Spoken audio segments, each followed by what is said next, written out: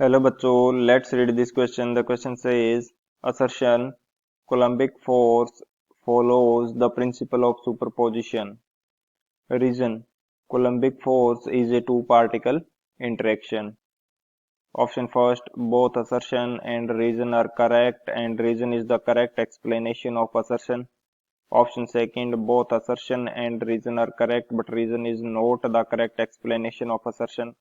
Option third, assertion is correct but reason is incorrect. Option fourth, assertion is incorrect but reason is correct.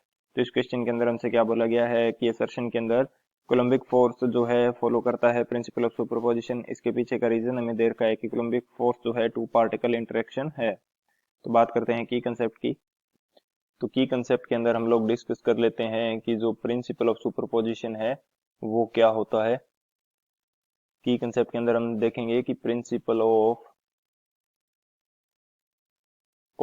Superposition, principle of superposition basically होता क्या है।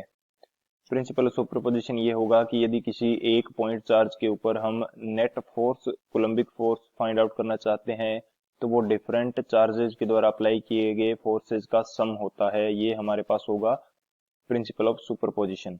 तो यदि मैं यहाँ पे स्टेटमेंट के रूप में लिखना चाहूँ तो स्टेटमेंट के रूप में नहीं लिखकर यहाँ पे हम इसको शो कर देते हैं कि ये मेरे पास एक चार्ज है Q एंड डिफरेंट चार्जेस हैं हमारे पास Q1, Q2, Q3 and Q4, जिनकी डिस्टेंस इस जो Q चार्ज है इससे डिस्टेंस हमारे पास क्या है, इन डिफरेंट चार्जेस की डिस्टेंस है D1, D2, D3 and D4। तो जो F नेट की यदि बात की जाए, F नेट जो होगा ये हमारे पास रहता है F1 plus F2 plus F3 plus F4, यानी कि जो कोलम्बिक फोर्स होगा, नेट कोलम्बिक फोर्स, वो डिफरेंट चार्जेस द्वारा अप्लाई किए गए फोर्स के सम के इक्वल होगा। ये हमारे पास रहता है फर्स्ट की कंसेप्ट। इसी तरह से यदि बात की जाए सेकंड की कंसेप्ट की, सेकंड की कंसेप्ट के अंदर हम लोग डिस्कस कर लेते हैं कि जो कोलम्बिक फोर्स है इसकी वैल्यू क्या होती है। ये हमारे पास रहता है K Q1 Q2 by D square. K is the constant, Q2 is the Q1 and Q2 are charges and D is the distance between these charges. So ये हमारे पास दो की कंसेप्ट न रहने वाले हैं।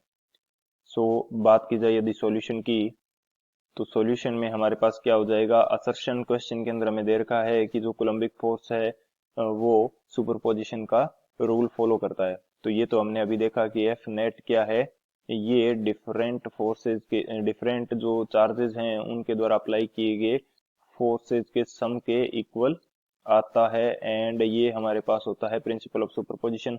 सो असर्शन तो हमारा करेक्ट हो जाता है एंड इसके पीछे का रीजन हमें क्या दिया है कि जो कोलम्बिक फोर्स है वो टू पार्टिकल इंटरेक्शन है।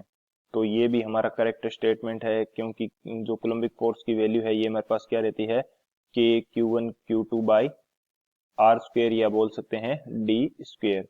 सो इसके अंदर दो पार्टिकल्स हैं, दो चार्जेस हैं Q1 एंड Q2। सो हमारा रीजन भी करेक्ट है, लेकिन ये दोनों डिफरेंट स्टेटमेंट्स हैं, ये रीजन इसका करेक्ट एक्सप्लेनेशन नहीं है। सो बात करते हैं ऑप्शन की, कौन सा ऑप्शन करेक्ट हो जाएगा। जो ऑप्शन बी है, both assertion and reason are correct but reason is not the correct explanation of assertion.